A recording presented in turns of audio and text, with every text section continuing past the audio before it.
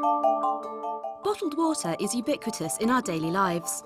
Every year in the UK, we each consume some 70 litres of purchased bottled water, whether it's fizzy, mineral or just purified tap water under a different name. The market for bottled water in the UK alone has grown to over 2 billion litres a year, worth over £1 billion in 2003. By 2008, the market had more than doubled. In China, market growth has been even more spectacular. From a relatively tiny 400 million litres in 1991 to over 15 billion litres in 2007. Growing income levels, particularly in urban China, are leading to changing consumer behaviour. While most rural people still drink boiled water, the majority of urbanites now drink bottled water. Most people have water dispensers in their apartments and offices, and smaller bottles of water are on sale everywhere, from cities to the smallest villages. And not just Chinese brands, but foreign imported bottled water like Evian, Nestlé, Danone and Perrier. Worldwide consumption is estimated at over 155 billion litres a year, enough water to fill 62,000 Olympic swimming pools. That's amazing for a product that didn't really exist 30 years ago. But there's more to bottled water than meets the eye. A bottle of water is a plastic bottle, a plastic lid, a label, some water from a specified source, and quite a bit of embodied energy besides. Let's start with the water. Where does it originate? Every bottle carries a date code stamp from the production facility where it was bottled. This code shows the best before date as well as the production lot code of the process batch when it was bottled, along with many other thousands of bottles which were filled during that shift. The water may have come from a glacier or been filtered through rocks over thousands of years, but now it's likely to be extracted from a well, spring, lake, or in some cases a tap, all of which involves energy consumption for pumping, filtering, and so on. After bottling, it travels to a warehouse and then on to wherever you might have bought it. By this time, a simple bottle of water may have travelled over 1,000 kilometres and taken on a lot more embodied energy. The lid, bottle and label are all derived from petroleum, which we see as plastics. The bottle might be PET or some other plastic. The lid is made of another type of plastic, and the label is made of a kind of heat-sensitive shrink plastic. Producing a kilo of virgin PET releases about 3 kilograms of CO2 into the atmosphere.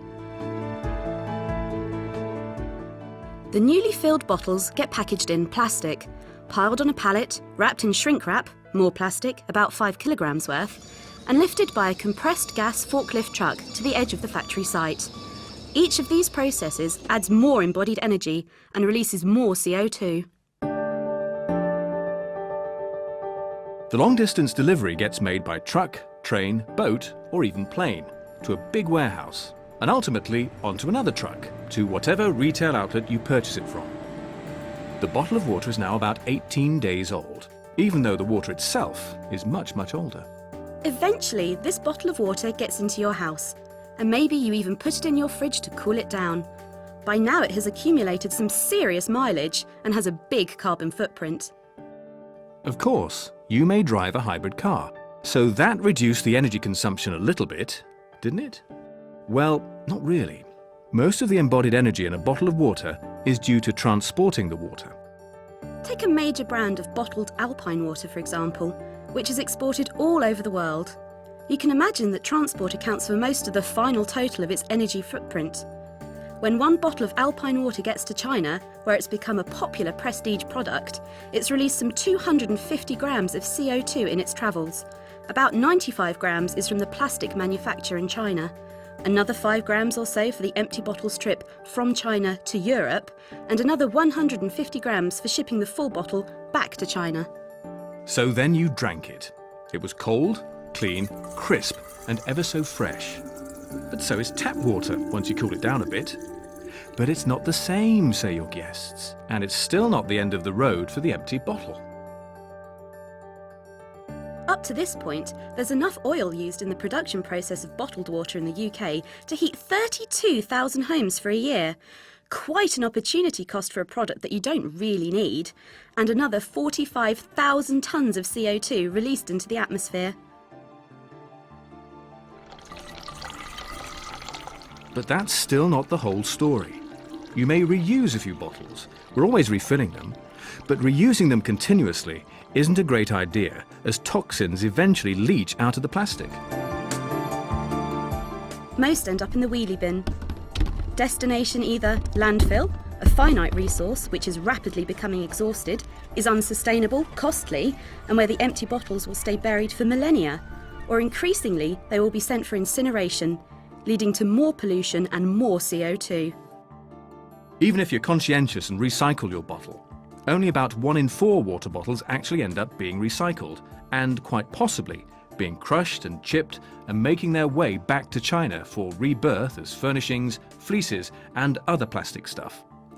But sadly, all too many bottles never really die. They somehow end up in the sea, floating around until they are washed up on a beach somewhere for you to moan about on your holiday. Bottled water. Who needs it?